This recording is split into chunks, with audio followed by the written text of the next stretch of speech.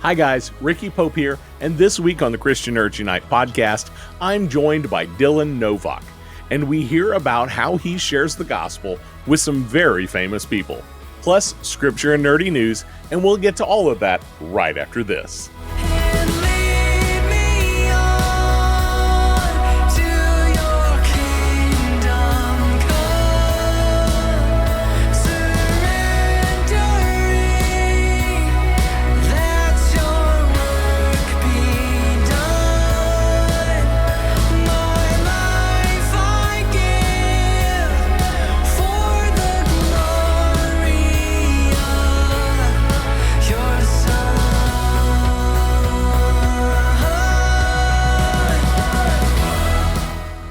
With this being Thanksgiving week in the U.S., I want to take a moment and thank God for each of you that listen. I can't believe I've been doing this show for 3 years, and this is the first episode of Season 4. I would love to hear your feedback over the past 3 years, whether you are joining us for the first time or whether you've been listening ever since the beginning. I would love to hear what you like, what you dislike about the show, and what you would like to see in the future. You can message me on Facebook, Instagram, or Twitter, or send an email to ricky@christiannerdsunite.com. I can't wait to see what this next year of the Christian Nerds Unite podcast brings. We are part of the Christian Nerd HQ podcast network, and we have a new show that just launched, and it comes out every Thursday. It's called The Bible Nerd Show. Here's a quick word from David about the new show. Hey nerds, this is David. You know me best from Tatooine Sons, but I want to introduce to you a new show coming to the Christian Nerd HQ. It's called The Bible Nerd Show. This is where a preacher, a teacher, and an average Joe all come together on a weekly basis to look at the blockbuster television series called The Chosen. Each week, we take a deeper look into it episode by episode as we uncover some of the best moments within the show, some of the biblical stories within it, and identify whether or not we agree with the choices that they made biblically. And we look at the historic, geographic, religious, and cultural context of each episode. It is a lot of fun. We can't wait for you to check it out. It comes out every Thursdays here on the Christian Nerd HQ. Make sure you check out the Bible Nerd Show. Make sure you check out the Bible Nerd Show and all the other great podcasts at christiannerdhq.com. Now let's read some scripture. Mark 16:15-16. He said to them, "Go into all the world and preach the gospel to all creation. Whoever believes and is baptized will be saved, but whoever does not believe will be condemned." And 2 Timothy 4:1-2.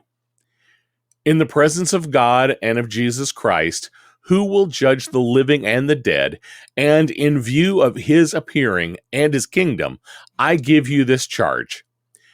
Preach the word. Be prepared in season and out of season.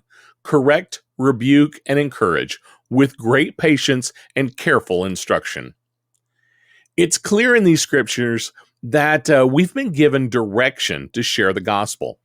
Some will share it with many people around the world, and others will share it with just a few close friends. Some feel a calling to reach specific people groups, much like the international teams that I work with on a daily basis that share the gospel in hard-to-reach areas. And others, like our guest today, feel a calling to reach out and to share with specific individuals. No matter where you are on this spectrum, I pray that you'll take a moment this week to pray and ask God to show you who He wants you to share with this week. Now for some nerdy news.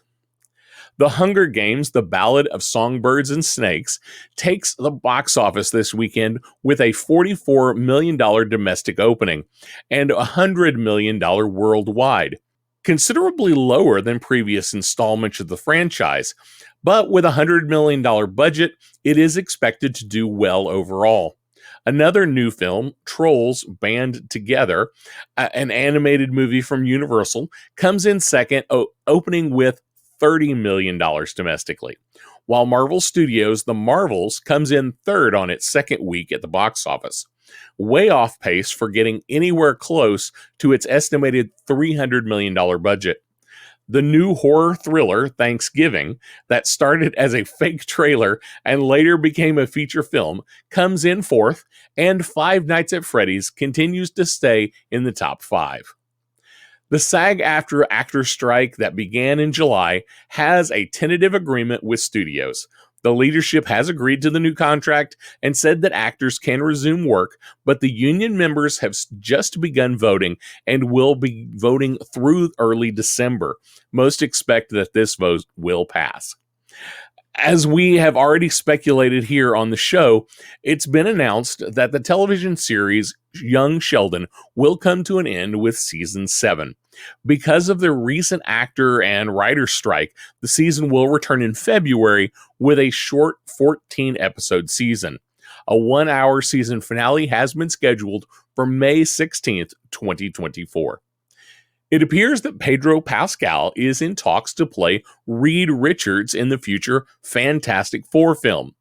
I love Pascal and all of his previous work, but personally, I'm not sure I buy into him as Reed Richards. Scheduling appears to be the big issue if this is to work. We will have to wait and see. In our interview today, I chat with Dylan Novak, who goes by the handle Celebrity Evangelist online.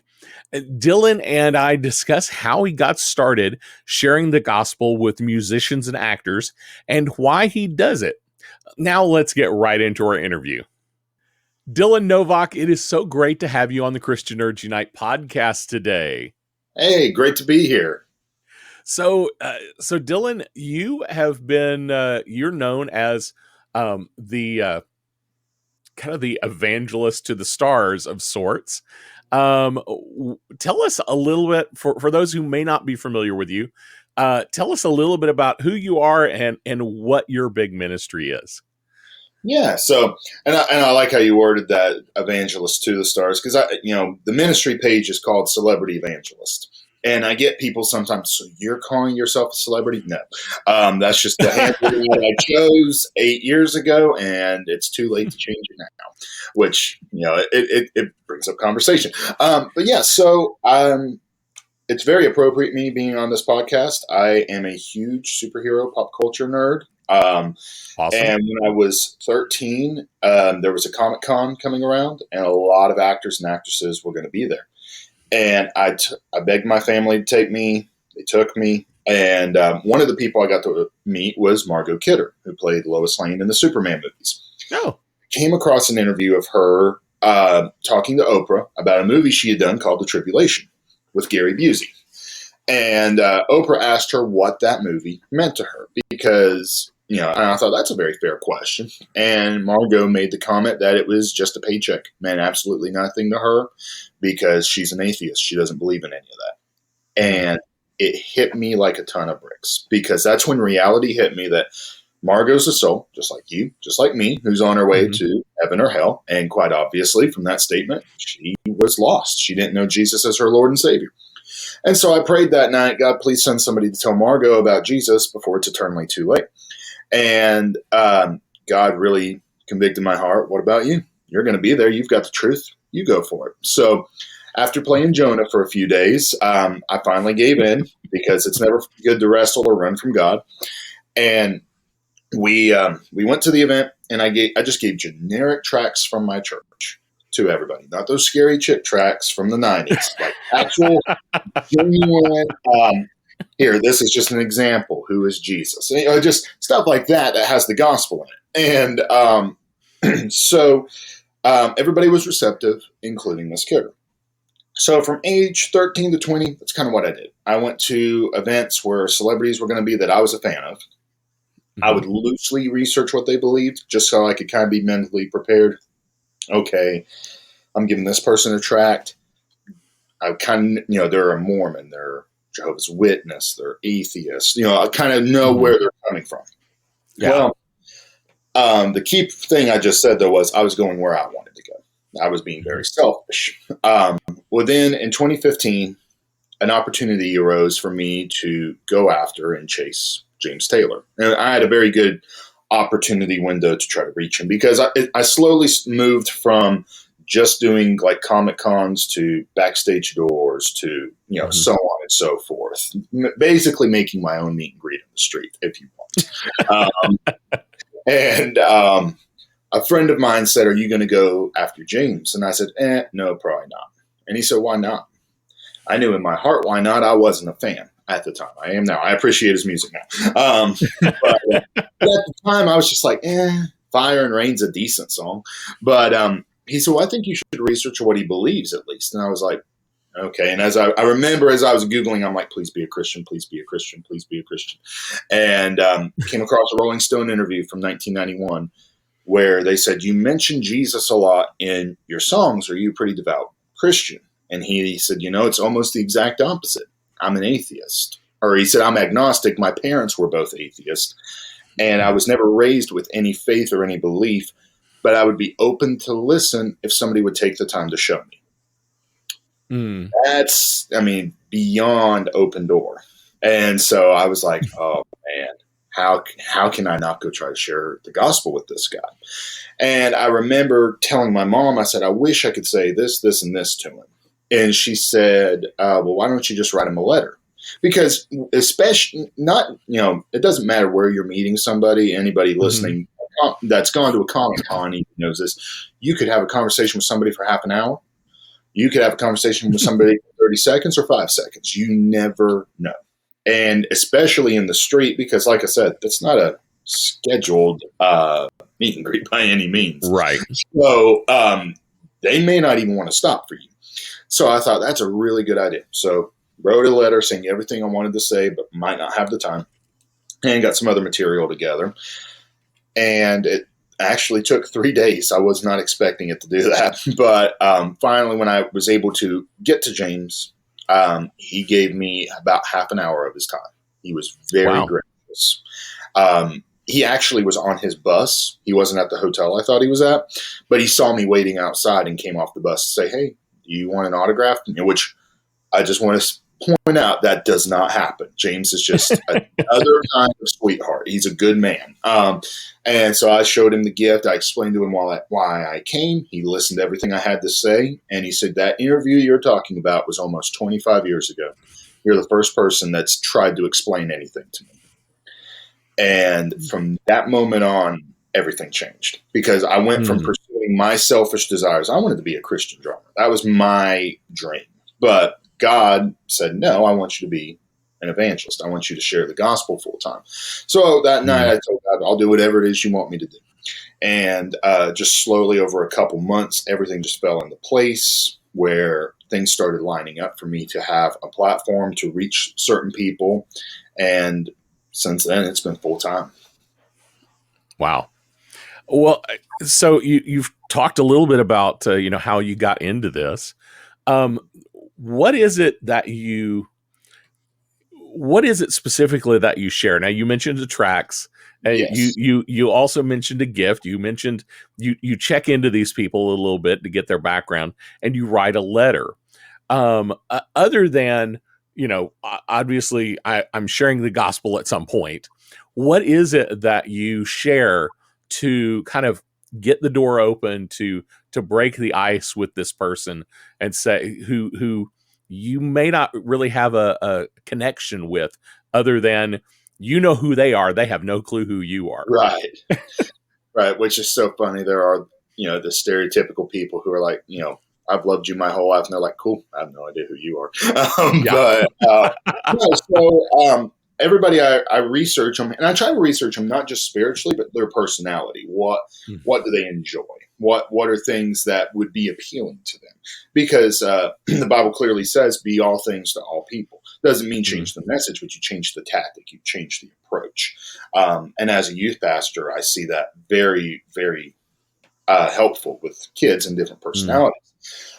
So the standard gift is a Bible, different tracks, because like right here, I've just got a couple tracks handy: "How to Make Sure You'll Go to Heaven," "Evidence for God from a Scientific Perspective," that kind of thing. A copy of my friend Tony Nolan's book, Gasp, which is one of the best books I've ever read. If anybody listening has never read it, I highly encourage it. It's based out of Matthew 7, where Jesus says, "Many will say to me that day, Lord, Lord, I did many great works in your name. I prophesied it in your name. I cast out demons in your name." And he will say, "Depart from me, I never knew you." Never had a relationship with you.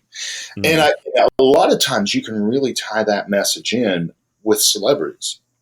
And I tell people this, think of your favorite celebrity, somebody you've been a fan of your entire life. For me, if somebody said, "Who's your favorite celebrity?" I'd say Paul McCartnney. And they said, "Okay, well, if Paul McCartney walked into the room, would you know him?" I'd recognize him a mile away. I know his walk a mile away. I know what he likes, what he doesn't like, because that's somebody I'm a fan of. And if I went up to him and said, "Sir Paul, it's so great to meet you," he'd go, "That's great. Who are you?" And, it's like, well, yeah, that's what you would expect. There's no reason why he would know who you are, because he and I don't have a relationship. It's just one-sided.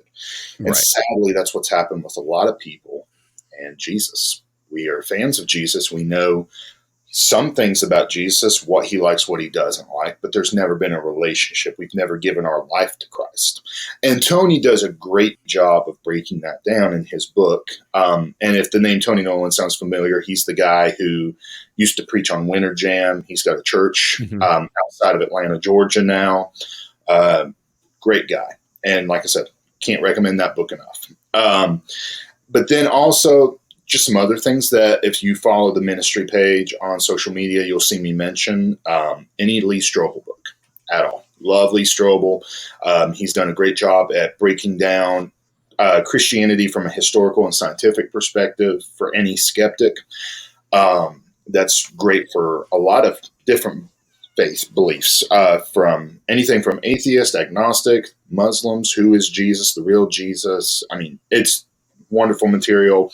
I also just recently gave out Mere Christianity to Somebody by C.S. Lewis. Great book. Oh, wonderful book. My wife got it for me shortly after we started dating. I'd never read it. And it's funny. People ask me, "What are you reading?" I have to discipline myself to read. That's just how I am. But once I start reading, I love it. But yeah, Mere Christianity is great. Trying to think of some others. Not a Fan by Kyle Idleman. It kind of goes along those same lines as Matthew 7. And I'm looking over at my bookshelf right now, if you're wondering. And then, honestly, this is just an example of just specific gifts for specific different personalities. I got to share the gospel with Jim Brewer several times. He's the Goat Boy from Saturday Night Live. Incredibly nice man. And his wife is a born-again Christian. She got saved about, I want to say, 7-8 years ago. So he talks about faith a lot. He talks about what keeps him from being a born-again Christian. And one of his stand-up bits is talking about how he can't stand his wife's music. He's like, "I just want to get in the car and listen to AC/DC. I don't want to hear Chris Tomlin." And it's just so funny hearing Chris Tomlin come off the lips of somebody from Saturday Night Live. But he's like, I just told my wife, if you could get some rock and Jesus music, that might get me. So the last time I saw him, I was like, "Hey, I got you a copy of Skillet's new CD. That's amazing. And John Cooper's book, Awaken Alive, which is an incredibly convicting book. There's few people that stand on the gospel as firm as Skillet as publicly as they do. And he even messaged me on social media a few days later, and he said, "I just want to let you know, 1, CD's great. 2, I really appreciate you basically trying to meet me where I am and show me Jesus in a way that I could relate to." So those are just kind of some of the things. And like I said, the letter, it's a handwritten letter, and it's based on their personality, the questions they've asked or things they've said about Jesus, God, religion, etc. So when you're looking at all these different, artists, and now you said you've gone from, just going after artists that you enjoy Right. to a broader scope. How do you go about choosing who it is that you're going to try to meet? That's a good question. Sometimes it's difficult because I could be somewhere every day. There's always something going on. And up until recently, when I say recently, up until the past couple of years, it was all within a 6-hour radius of here in East Tennessee. And that shocks a lot of people, but you don't realize what a small world it is. Like I can still remember somebody locally posting. They're like, "Oh my goodness, this is Keanu Reeves' doppelganger on a bike." I'm like, that is Keanu Reeves. That's him. Why would he be here? Because he rides his bike in the Smokies. He visits here fairly often. And they're like, there's no way. And I was like, here's a photo of him 6 hours before. It was him. All that to say, so basically what I do to decide who I'm going after, when tours are announced, I try to put in my calendar everybody coming around, no matter who it is. And then, of course, with actors and actresses, it's different because it could be filming a movie, it could be a book signing, different things, public speaking at a college. And I put it all on my calendar. Then as the weeks go on, I just keep an eye on my calendar and I research them. And I pray, all right, God, show me who it is you want me to go after. And a lot of times it's my old school mentality. I get a piece of paper and on one side I write their names. On the other side, here's what they believe. And I just kind of pray over it and be like, all right, well, let's kind of do process of elimination. And it's really good because here in East Tennessee, for the longest time, nobody would like bring their big tours around here because there was basically what it was is just, they were like, okay, we'll hit these giant cities when it was always frustrating because I'm like, I really don't want to drive 4 hours. But then just in the past year, people have been coming locally, and that's been a huge help and blessing to me and my wife. And there's even been a couple of times that it's opened the door that it wouldn't have been opened besides that, because you're in a smaller area, you're more, sometimes, not always, sometimes more accessible. It's funny, though, the smaller cities, smaller towns you get in, you get more Barney Fife people. Like, we got to protect these people like they're the president. It's like, oh, great. That's funny. Oh, yeah. What has been like maybe the hardest person you've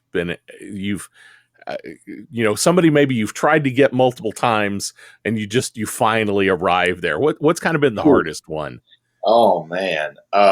When you say hardest, you mean like the most difficult to get to, not the most difficult person to talk to, right? Yes, the most difficult person to access. Man, I mean, the one that always comes to mind when somebody says that is Jackson Brown, and it really shouldn't have been as difficult as it was. But it just, but I now can look back, and this is a mini sermon in itself. We can look back and see what God was doing when we didn't understand it. Jackson Brown was somebody who, again, when I say I'm not a fan, it's not that I don't enjoy a few songs, but it's not like I'm like, I got to see this person live. I've got to buy their merch. I've got, it's that kind of thing. So Jackson Brown, it was just somebody I was like, okay, well, I don't, I was like, who is that? Oh, it's the Running on Empty guy. And at the time I was like, oh, it's the song from Forrest Gump. But I have a friend, he's in his 50s, and anytime I say something like that, he just does this. He's like, I can't stand you. But that's just my generation. That's how we got to know things. But so Jackson Brown did an interview. I forget who the interview was even with now. There's a website called The Guardian, because a lot of people ask, well, I want to find out what my favorite celebrity believes. It's not that hard sometimes. Sometimes you got to watch a bunch of interviews, but a lot of times if you put in like Jackson Brown religion, bunch of stuff comes up. And The Guardian is a website that's really good for asking faith-based questions. And I love it. That's interesting. Yeah, I know. And I just like a lot of times how they kind of make that transition and get people talking, because I'm so used to writing, you said in The Guardian, in the letter or whatever. But I want to say it was The Guardian with Jackson Brown. But anyway, he was just talking about, he has a friend who's a devout, born-again Christian. And he's like, I don't understand them because they are so narrow-minded. They, meaning born-again Christians. They're so narrow-minded because they believe that the one and only way to heaven is through Jesus Christ. Well, what about the Muslims? What about the Hindus? And he's naming all these people. He's like, how could a loving God send anyone to hell? Which I call that the Jehovah's Witness mentality. And I remember just feeling incredibly saddened and burdened for him, because I was like, because he would say, when I say he said a lot, he said a lot. And I was like, man, I really need to get to this guy. And I drove in total about 2,500 miles to end up getting him. And that was all within a 6-hour radius. But it was day after day after day. One day I wouldn't see him. The next day I'd see him and he turned me down. He just waved or whatever. And then the worst one was when I was on my way to witness to somebody else, and then God was just like, "What are you doing? What are you doing? You're supposed to be going after Jackson in South Carolina." I'm like, "Oh my goodness, I don't want to." And I turned the car around, and then I still didn't get it. And I'm like, "God, why are you doing this to me?" Looking back now, though, every city I went to that was a failure, I got to know people in those cities who became friends, who later gave me tips to reach other people. And I look back like I would have never met them. I would have never known that if it weren't for those days going after Jackson. But then finally in Asheville, North Carolina, met up with Jackson. And I mean, I about cried tears of joy because I was like, because the way it was set up, I was like, he's going to have to walk right by me. I was about to the point of grabbing his hand, opening it up, putting the gift bag there and saying, "Go." But we can't do that. But I walked up to him and I said, "You have no idea what I've been through to try to give you this." And he said, "Well, I'd love to hear all about it." And so when I told him, I was like, "I was here. I was there." And he's like, "Were you the guy hollering at me?" Yes, because this was all within a year. And it showed a level of importance to him, of how important it was that the gospel got in his hand. And he was very kind and receptive. We had a nice conversation. And I've always said if the opportunity came for me to go after him again, I would, because I would love to follow up. But of course, the evil in the back of my mind is like, please just retire from touring, because don't ever put me through that again. And to this day, if I have a friend who's an autograph collector, they know it triggers me. They're like, "Yeah, we waited 30 minutes and got Jackson." I'm like, "Please be quiet." He always comes to mind. There's other cases of just really the most recent one being Harrison Ford. That's somebody and that's a long story. I met Harrison. How many years ago was it? 6 years ago, and it was not the greatest encounter. It was okay. And I was not fully prepared to witness to him. It was a very last minute thing, and he's got family in this area. And I when I find out his plane's coming in, I always go to the private airport, and a lot of times my wife and I will see him on the runway. Or because he'll either be dropping off his wife to visit her mother, or he'll be picking up his mother-in-law or dropping her off. But it's one of those things I'm like, we've gone so many times, and then just recently we had an encounter with him, and it couldn't have been better, couldn't have been more God orchestrated.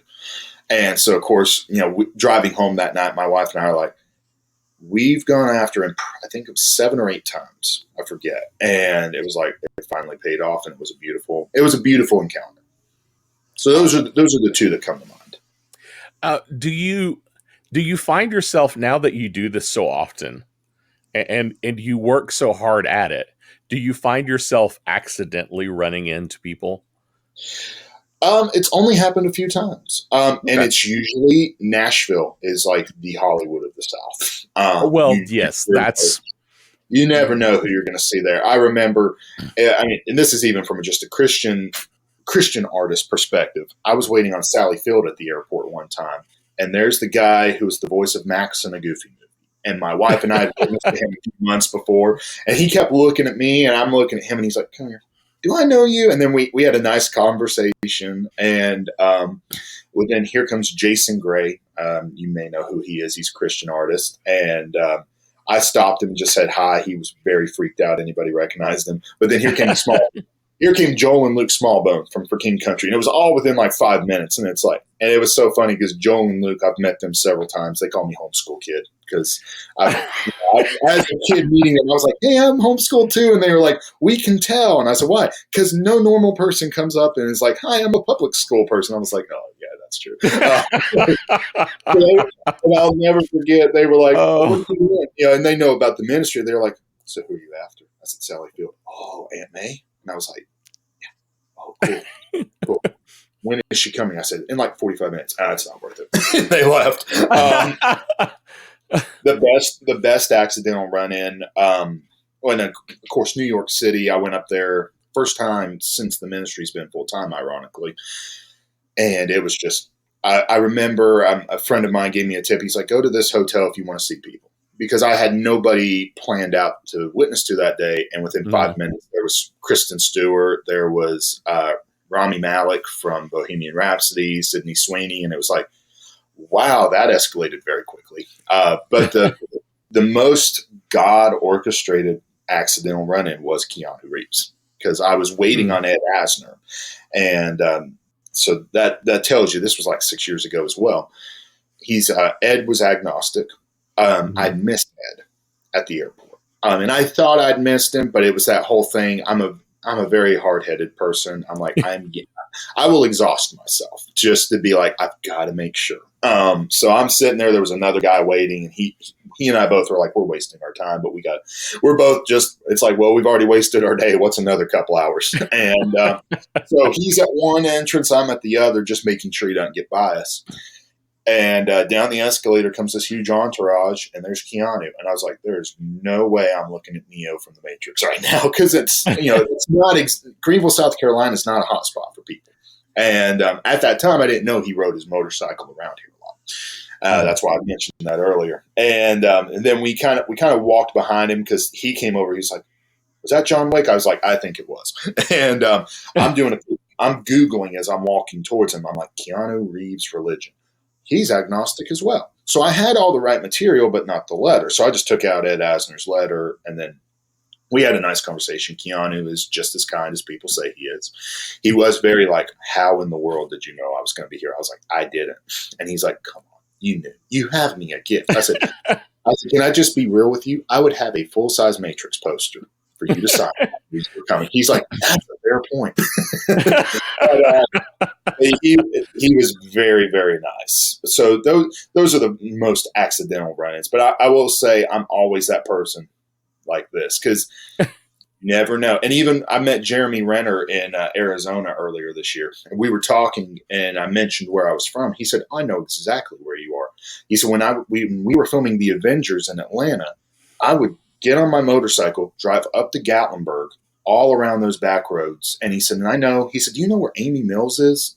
That's 1 mile from my house." And he's like, "Yeah, it's like 100% spring run well," and he's just talking all about the history of Tennessee. He's like, "Oh yeah, I loved on the weekends when we had time off to just ride my motorcycle up there." So it's a small world.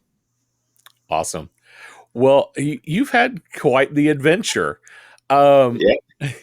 So who is someone that you really have wanted to meet, but maybe hasn't, either you haven't tried yet, or you haven't had the opportunity? Who's somebody who you really have a heart to connect with? So I will say, it's so funny. Anytime my mind goes blank whenever I'm asked that question. There are a few people that come to mind. Dick Van Dyke is somebody I always wanted to talk to. Sadly, I almost feel like that ship sailed. Not speaking morbidly, he doesn't travel that much anymore. Right.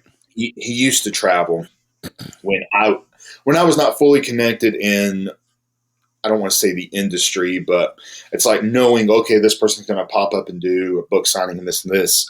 I was unaware. I didn't have those connections yet, sadly. Trying to think of a couple other people. Dua Lipa is somebody I'd really like to talk to, and here's why.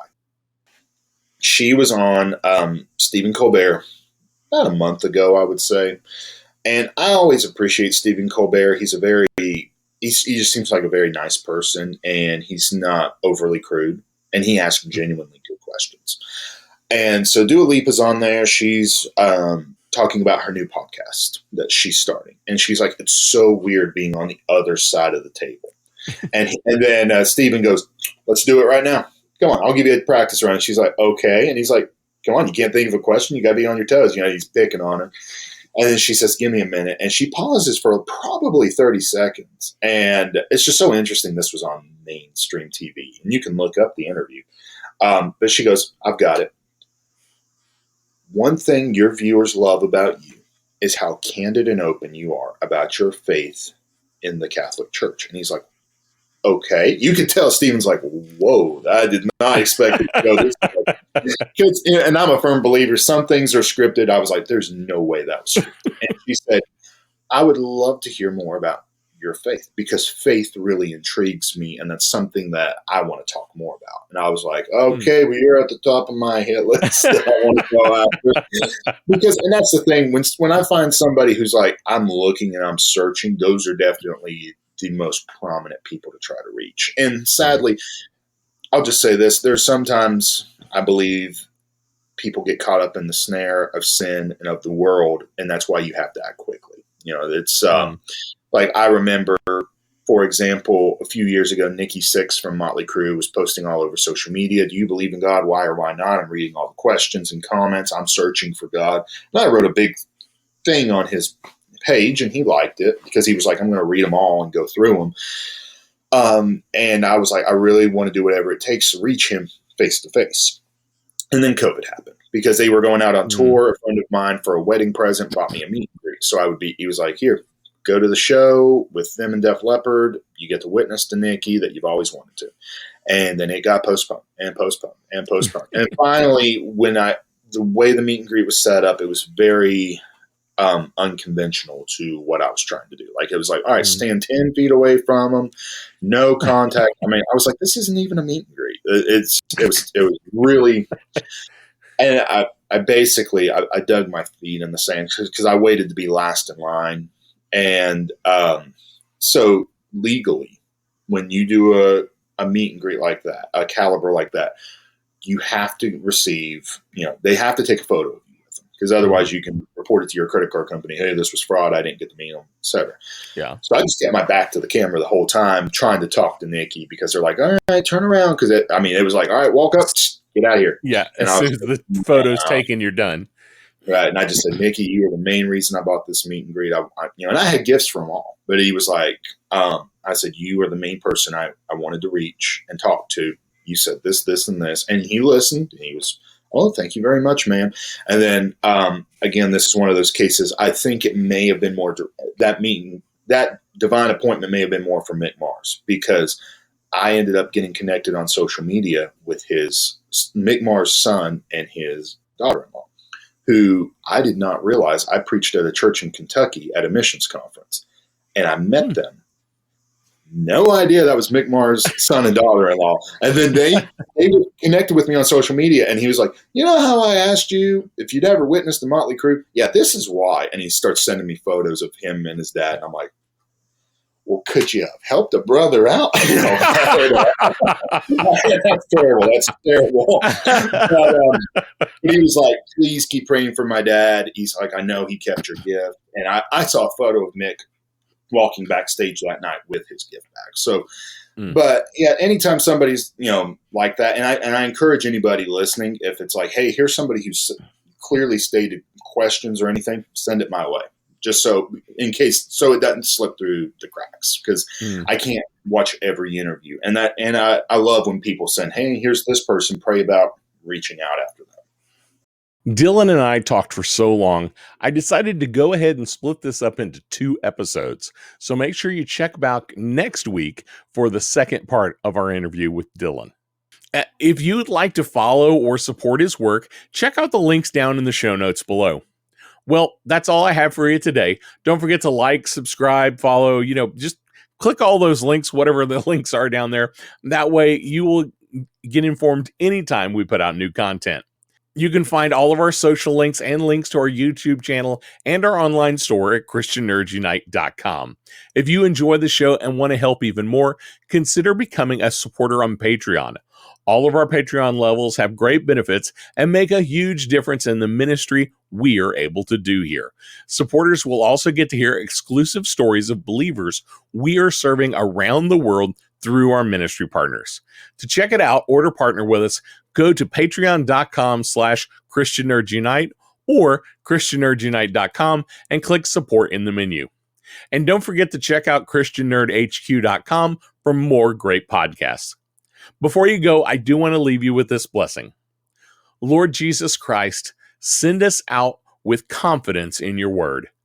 to tell the world of your saving acts and bring glory to your name. Amen.